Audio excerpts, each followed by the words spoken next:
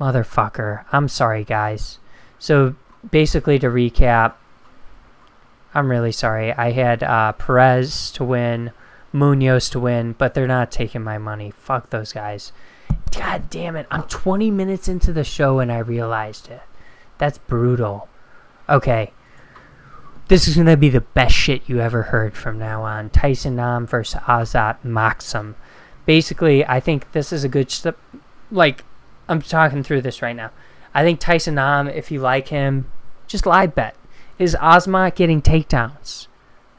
If the answer is no, and he's going for him, and Tyson Nam's takedown defense is holding up, I might bet Tyson Nam after round 1. But Azmat, so as I was saying before, I'm fucking hammered. That is crazy. I just talked on silent the whole time. No!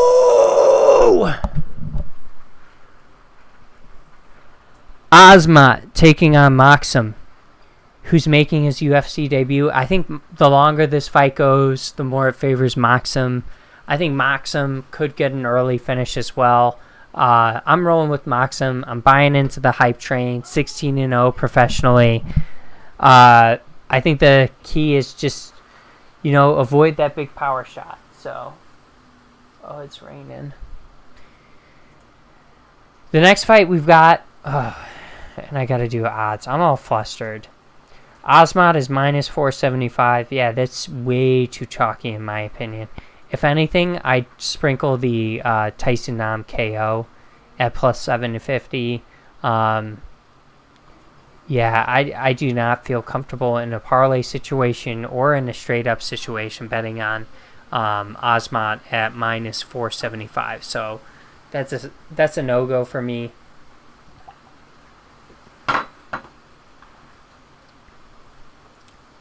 I kind of like the under at 2.5, under at minus 145. Fight to go the distance, no. That's something I feel more comfortable with. Tyson Nam is super, super durable. I don't know if he has any knockout losses, but yeah, he's super durable. So that would be my one worry is going with Azmat to finish Tyson Nam, and he's not able to do it just because of the durability factor.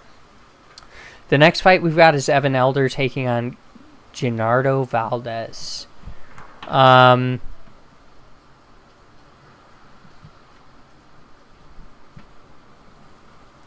Elder's 0-2 in the UFC. Has had a couple of tough fights in my opinion. Gennaro Valdez, he's 0-2 in the UFC as well. He's also had some tough fights thus far. Neither one of these guys has displayed really good striking defense thus far. I think if we're analyzing this fight, Gennaro Valdez, we're going to say has the grappling advantage.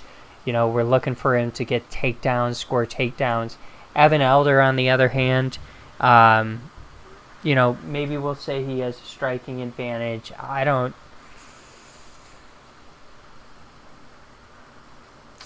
really know on this one either. I'm rolling with, I think, Evan Elder to win this fight. I don't think Gennaro Valdez is going to have a ton of success. Well, we better not see no sex on the television. But he's not going to have a ton of success, I don't think, getting takedowns against Evan Elder. And I think Evan Elder is going to be the more proficient and better fighter on the feet. So I'm rolling with Evan Elder to win this fight. These two dudes, they fight hard. I mean, the over-under is at 1.5. Evan Elder is the heavy favorite now at minus 300. Yeah, I definitely like this fight to end inside the distance at minus 250. That's kind of interesting that they had the over-under at 1.5. What's 2.5 at? Under 2, minus 230. Yeah, that's not great. But I would agree. I would say the under. I like the Evan Elder KO. I think also when we're looking at Gennaro Valdez, I think cardio is something to look at. I think the longer the fight goes, the stronger Evan Elder gets, in my opinion. But I'm going to roll with Evan Elder. Maybe get a round 2-3 finish. Austin Lingo taking on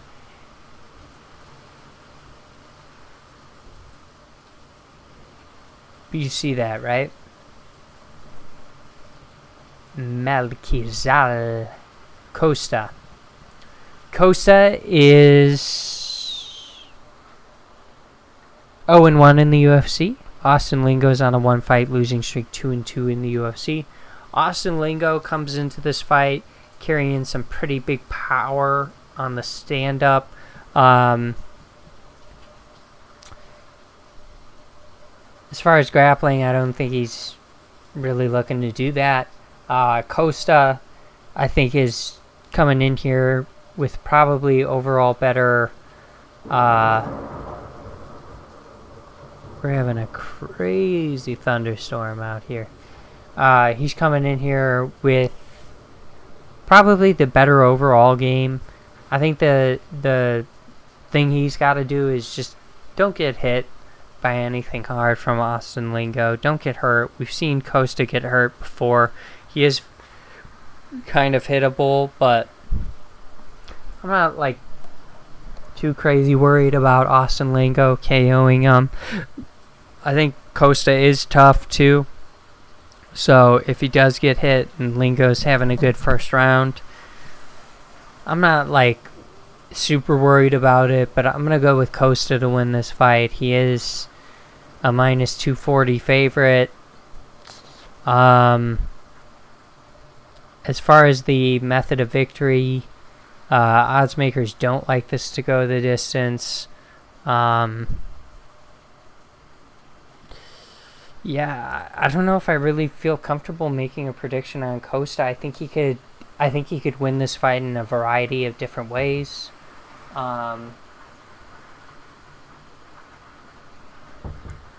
I definitely think he's the more well-rounded grappler.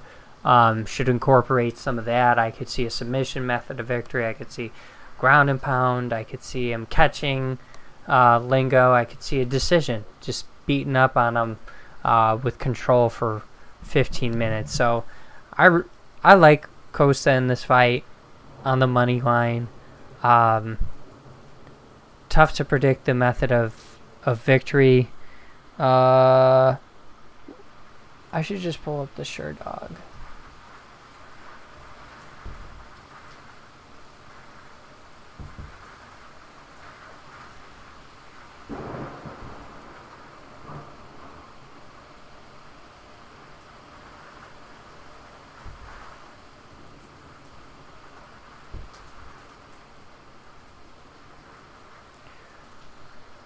So Costa, 13 out of 19 wins inside the distance, 3 out of 6 losses inside the distance.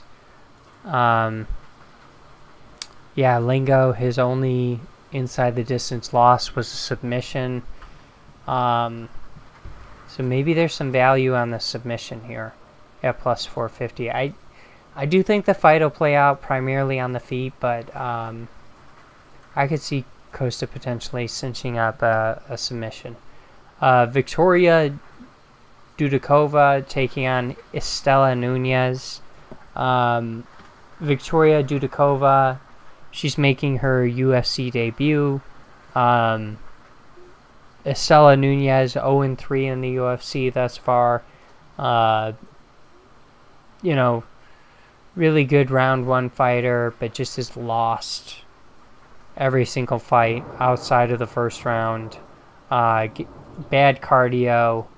I think Estela Nunez either finishes Victoria early or she gets finished early. That's just the way it's going to go for an Estela Nunez fight. So I'm going to roll with Victoria Dudakova to win this fight.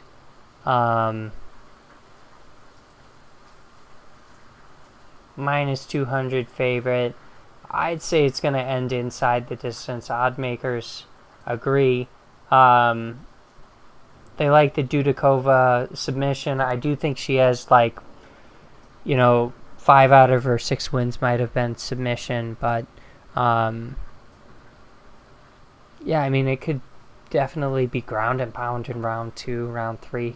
Estela Nunez just does not carry well past round 1. Could be a good live bet situation. Throwing it out there. That's a great idea. Was there anyone else we said live? I think Tyson Nam, right?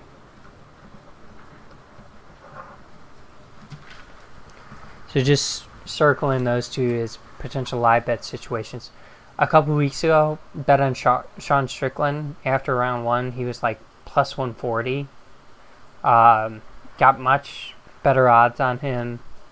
Put down like 250 on Sean Strickland. Ended up winning in the second round via KO. There was no way Abus was keeping that pace in that fight. But if you're watching the fight and you understand what these fighters look like in the past, you can really cash in big, I feel like, in these live bet opportunities. So probably not going to do anything pre-fight on this particular fight, but definitely looking at the live bet opportunity after round 1 on Dudikova. Tucker Lutz taking on Melsik Bagdasaryan. This one I've been a little bit back and forth on. Tucker Lutz is on a 2-fight losing streak. Melsik Bagdasaryan's on a 1-fight losing streak. Yeah, I think you got Tucker Lutz, who brings some good volume, a good takedown approach. Definitely has the takedown advantage against Melsik, who's just very dangerous in the stand-up department. Less so in the grappling department. So I think it's going to be a battle of the styles here. Like, is Tucker Lutz going to be able to secure takedowns? It's not like super overwhelming, but Melsik definitely can be taken down. I think Melsik's the better striker. I'm going to roll with Melsik to hurt Tucker Lutz. Put him away within 3 rounds, probably with the KO. But yeah, I mean, it could be a close fight. Melsik is the favorite at minus 150. Odds makers, it's a pick 'em. They like the Melsik decision. I'm curious what Tucker Lutz's losses have come via 1 KO, 1 submission.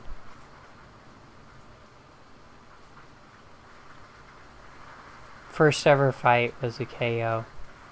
Yeah, I think Melsik's just super talented. I'd even say something maybe early.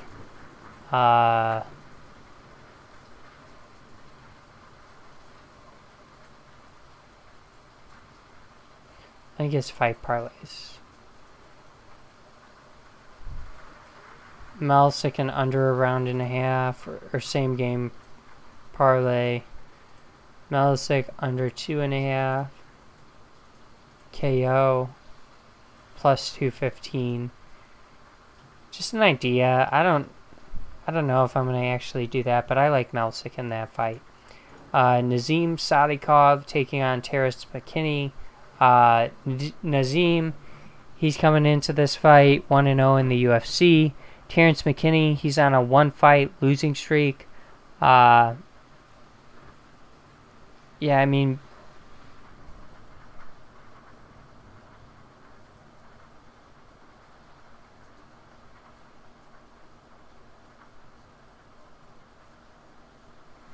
oh damn, I thought I had a guest on Twitter. I don't quite yet, but we're gonna get one, probably because I was on mute.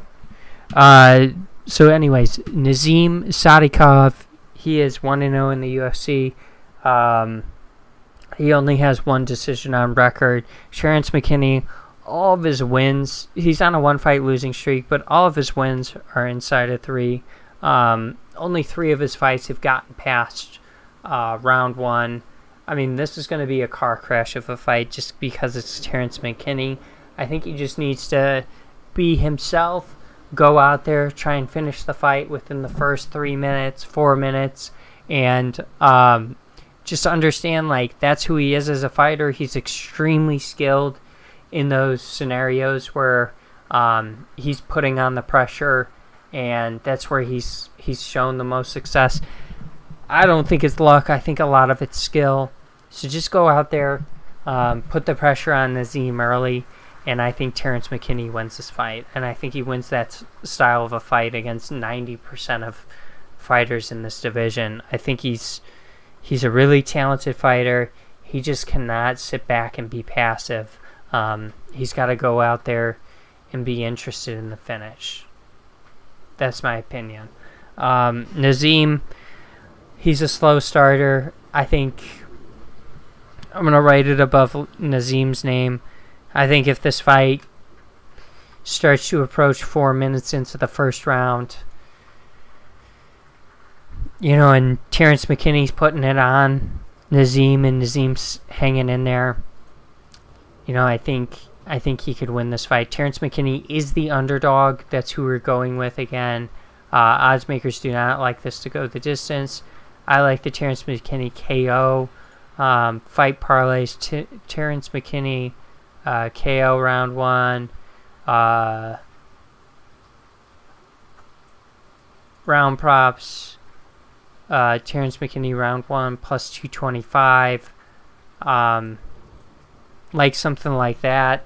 If Terrence McKinney isn't able to put Nazim out early or hurt him early, probably going to pivot, put a live bet on Nazim, and that would be my approach to that fight.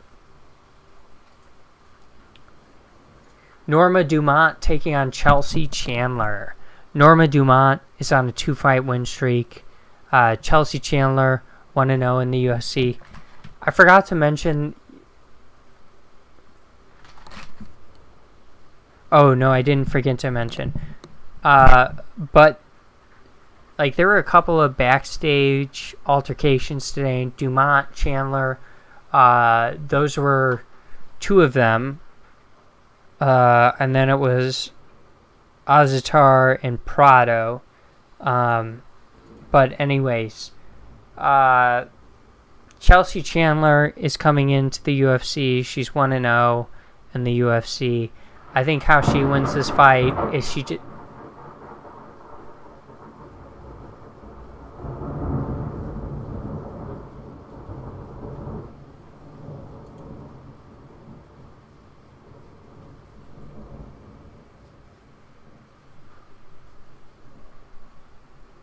This is long.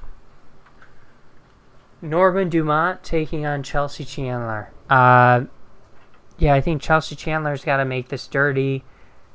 I don't know. I don't know about pissing off Norma Dumont, a veteran beforehand. I was gonna roll with Chelsea Chandler as the underdog pick, but I'm gonna pivot to Norma Dumont. Like, my whole thing with Norma was, like, I just didn't think she was very aggressive or like a point striker kind of fighter. You know what I mean? And yeah, I think just like Chelsea Chandler pissing her off, getting her really like she looked mad today. I don't see how that's a good strategy, and I'm gonna roll with Norma Dumont because I think she is the better overall fighter. I like Chelsea Chandler if she's able to put pressure on Norma Dumont, throw haymakers, make her really uncomfortable, and finish her. But I think Chelsea Chandler is definitely most dangerous early. But I like Norma Dumont in this matchup just to put a lesson on Chelsea Chandler. Minus 135 favorite for Norma Dumont. Odds makers like this to go the distance. I think if you like Chelsea Chandler, like, why not bet the KO? Maybe she wins a decision against Norma Dumont, but at that point, if you're banking on the Chelsea decision, I would say, like,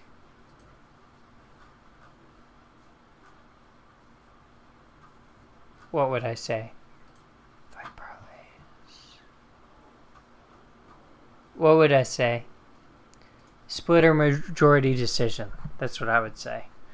Is if you're banking on the Chelsea victory, just do split decision.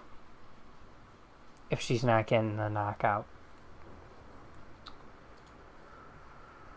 But I'm gonna roll with Norma in that fight. Next fight we've got is Albert Duraev taking on Jun Young Park.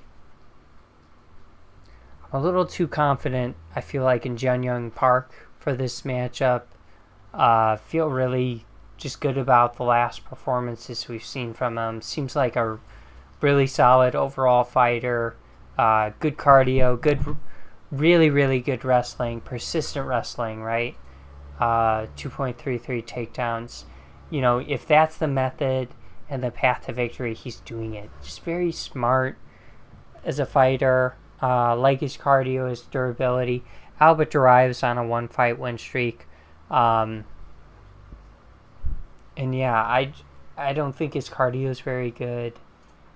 I don't like him stylistically as much as Jun Young Park. I think Jun Young Park just melts Albert in this fight. My prediction is Jun Young Park to win inside the distance, just to melt away at Albert Duraev. Jun Young Park is the favorite at -150. I kind of love that line. Odds makers, it's a pick 'em for it to go the distance. Yeah, I can't tell you if I like. I mean, I guess I like the KO method of victory because Albert, all 4 of his losses have been KOs, but so I guess I'd go with KO for +500, but the way Jun Young Park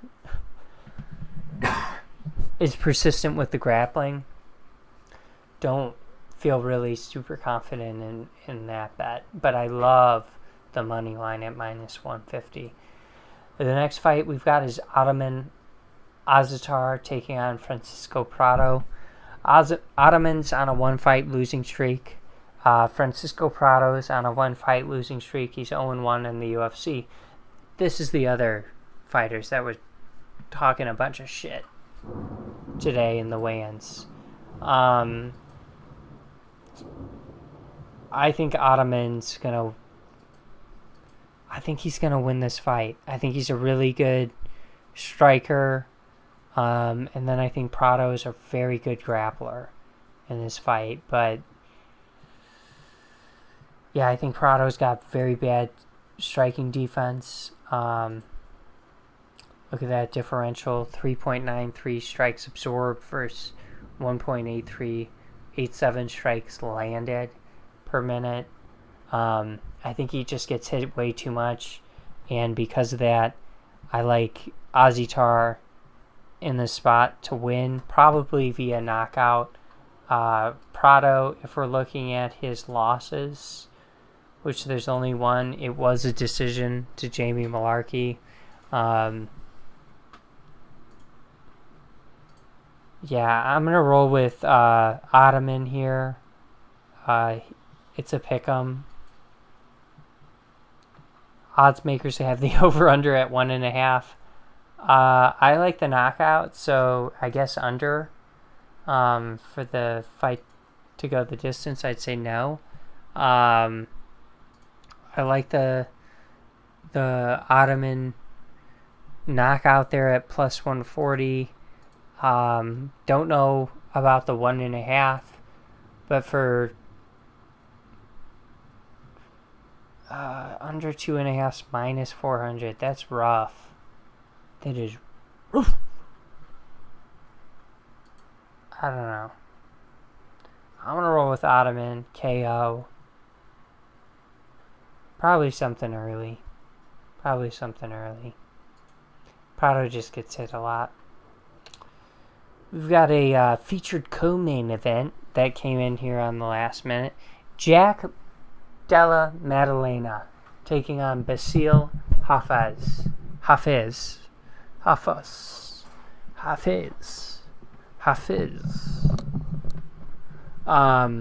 Jack Della Maddalena.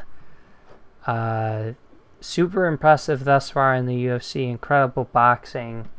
I think he scored the, I forget who he fought his last fight. Oh, Randy Brown.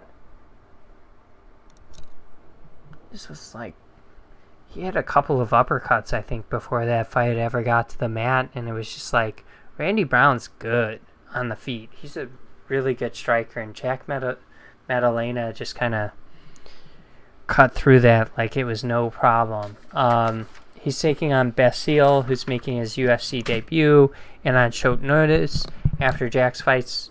Both fights were canceled last week. He was supposed to be fighting Sean Brady, and he doesn't have good cardio. Like, maybe he makes it interesting round one, but I think Jack Maddalena is putting this dude away within 3 rounds.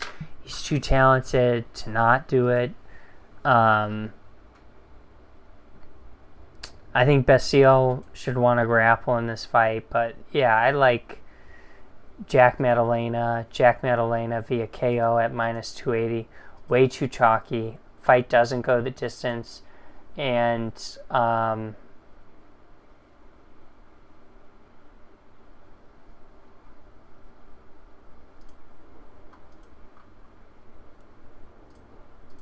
maybe there's like a same game we could do. That's minus 175. Past the first round is plus 150. I mean, I just would hate to see Maddalena knock out Basile in the first round. Like, if you're thinking it's going to go over, I guess I would assume Basile's able to get some sort of takedown and control Jack for a little bit. We've seen Jack kind of, I mean, I wouldn't even say struggle with that, but like, he can get held on his back, but I don't think that's going to happen. I wouldn't look into this one too much. I think Jack Della Maddalena inside the distance, probably a KO method of victory against Hafez. And then for the main event, we've got Holly Holm taking on Mayra Bueno Silva. And to be honest, if this fight never hits the mat, like, I don't even see how it's close. It's going to be Holly Holm all the way. If it does hit the mat, Mayra Bueno Silva is a terrific Brazilian jiu-jitsu artist, works very well off of her back, works those submissions constantly, but, you know, and she is on a 3-fight win streak, and she's looked really, really good in her fights. But this is a big step up in competition, and I really don't see where she's going to beat Holly Holm on the feet. Holly Holm has gone for takedowns recently in her fights, so she does that sometimes. I think you avoid that in this fight, especially in the first 2 rounds. But you avoid that against Mayra Bueno Silva. Keep it on the feet. Keep it to your strengths. You'll win this fight pretty easily if it's a boxing matchup. So I'm going to roll with Holly Holm. She's minus 165 inside. Sorry. To go the distance is at minus 190. And the over-under at 4.5 was minus 195. I like the Holly Holm decision at plus 100. But that's where I'm at with that fight. I think if Mayra Bueno Silva wins this fight, it'd have to be a submission, and that's plus 400. So probably not a bad idea to hedge whatever bet you got on Holly Holm. With the Bueno Silva submission, just looking at the numbers, if you bet 2 for Holly Holm, 0.5, 0.75,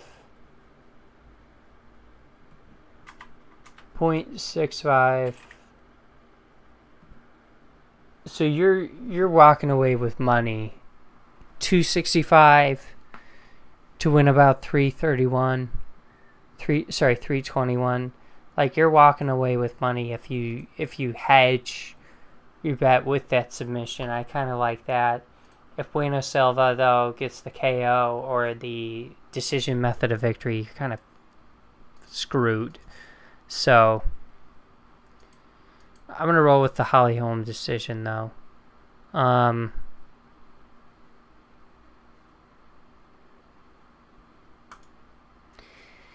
don't know about that Izzy versus Driscoll stuff. I mean, I think you let, like, Izzy's so good as 185 champion. Like, you just let him call out whoever, right? If he wants to fight Driscoll, like, let him fight Driscoll. I think obviously Strickland has been lobbying for it, but you know, if that's what Izzy wants, you let him do it, right? So I'm gonna roll with. I think it's okay for that to happen. I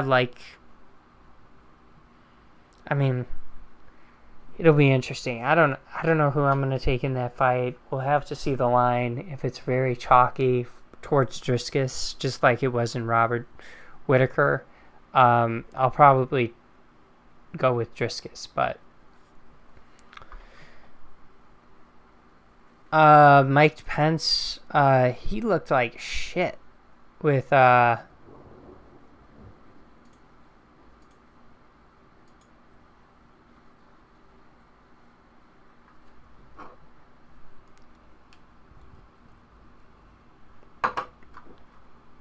Ukraine. They still don't have them. We've been telling along the way the Biden administration has been slow in providing military support. Make no mistake about this. We promised them 33 Abrams tanks in January. I heard again 2 weeks ago in Ukraine they still don't have them. We've been telling them we'll train their F-16 pilots, but now they're saying maybe January we'll let somebody transfer some jets. I'm sorry, Mr. Vice President, have you, I know you're running for president. You are distressed that the Ukrainians don't have enough American tanks. Every city in the United States has become much worse over the past 3 years. Yeah. Drive around. There's not one city that's gotten better in the United States. And it's visible. Our economy has degraded. The suicide rate has jumped. Public filth and disorder and crime have exponentially increased. And yet, your concern is that the Ukrainians, a country most people can't find on a map, who've received tens of billions of U.S. tax dollars, don't have enough tanks. I think it's a fair question to ask, like, where's the concern for the United States in that? Well, it's not my concern. Tucker, I've heard that routine from you before, but that's not my concern. I'm running for president of the United States because I think this country's in a lot of trouble.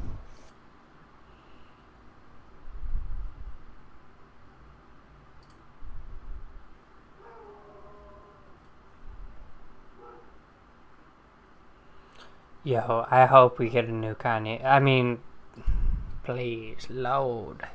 I love that.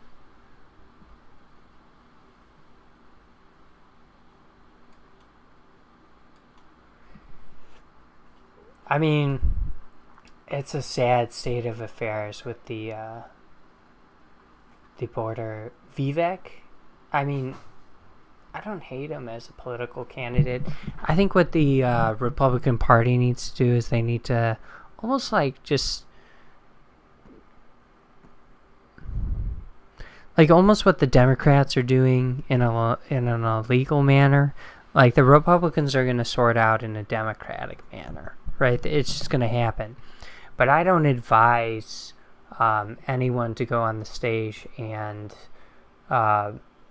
debate with Donald Trump, because he's gonna sling a few reckless things in your direction as a politician, and it could derail your career. I'm thinking of like Jeb Bush. I'm thinking of some other people who went through the 2016 election with him. Like they got beat up pretty bad on the stage. So like Mike Pence, don't run, bro. Don't run. It's not worth it. Vivek, Ron DeSantis,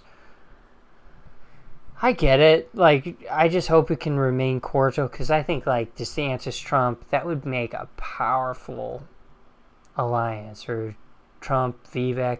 Like, it'll be interesting to hear who he's running with, because if he's running with anyone of political substance like a Ron DeSantis, like, that's just a powerful message to put forward. It's, I feel like publicly what they talk about is very sensible and conservative, but like from a campaigning perspective, it's aligned.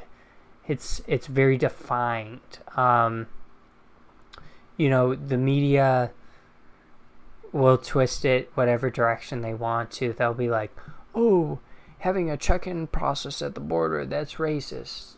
No, like having a system is a good thing. It protects the people who are coming into the country, or having like voter ID laws. Like, it's just common sense, right?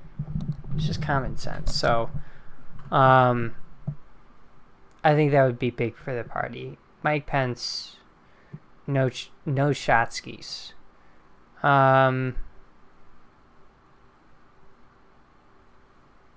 Bunch of baseball shit. Let's check ESPN.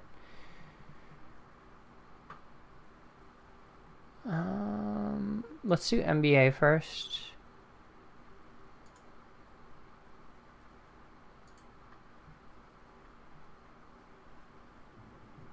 Pistons. Detroit Pistons. Let's go.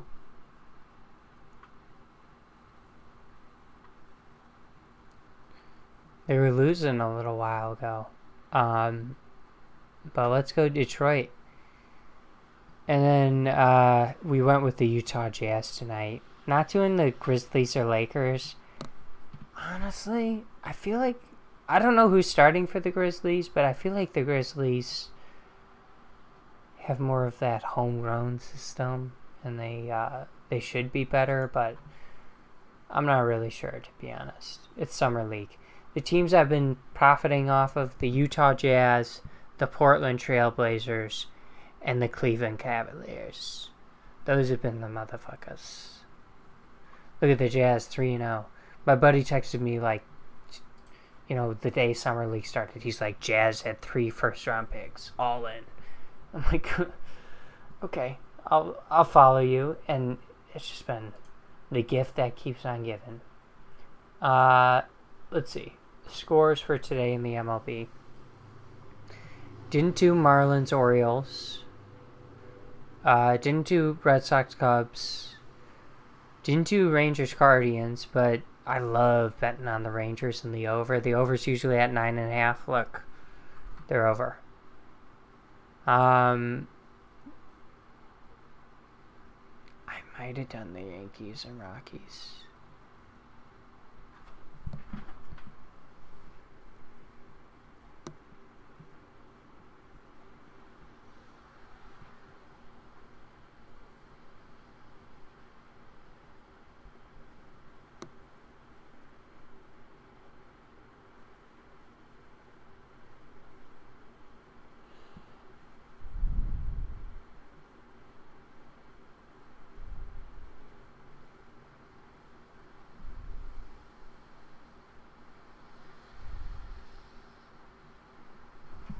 Huh?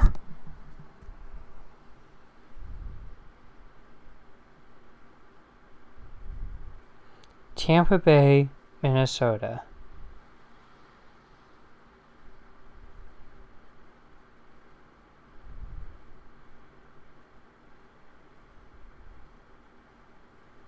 Tampa Bay and Minnesota, that's all I did?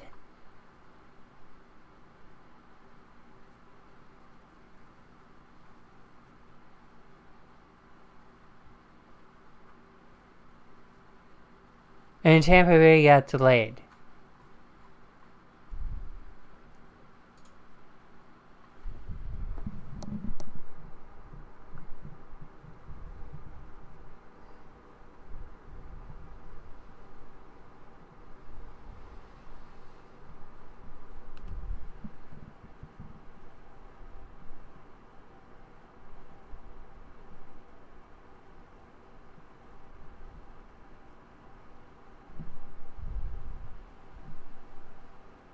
Huh. Is that real?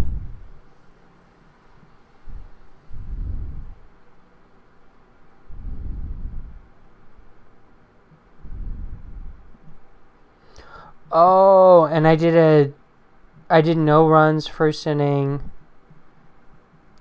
for Houston and Angels. And then,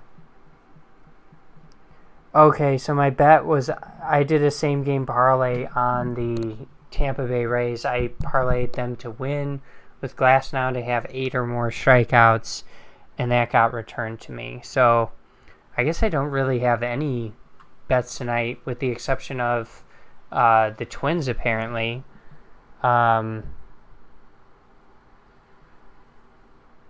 Because the Rays aren't playing. So, alright. It's a little bit less action than I thought that was out there. Let's check this NBA line again real quick.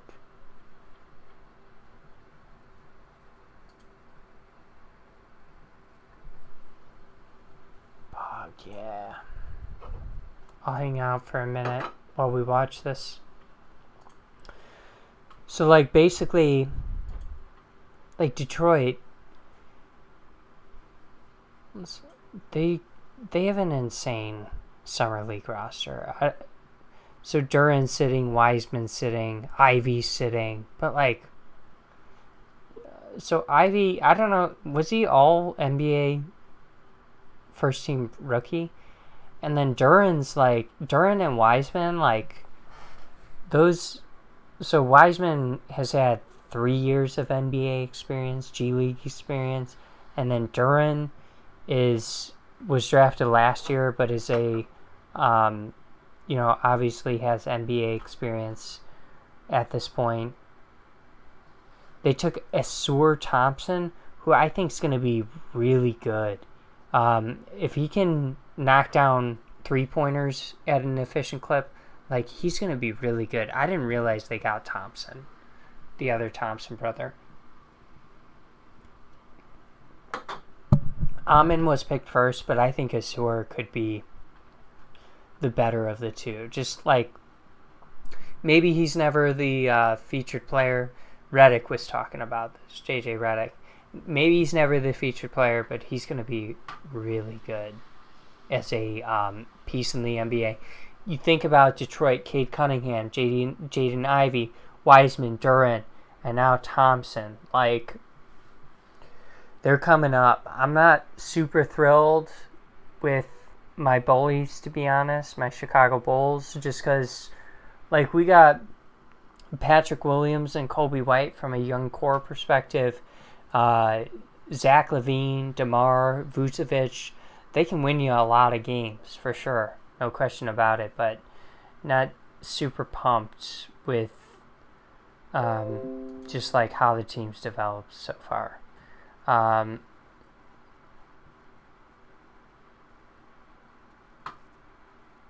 Just was kind of hoping to get this game.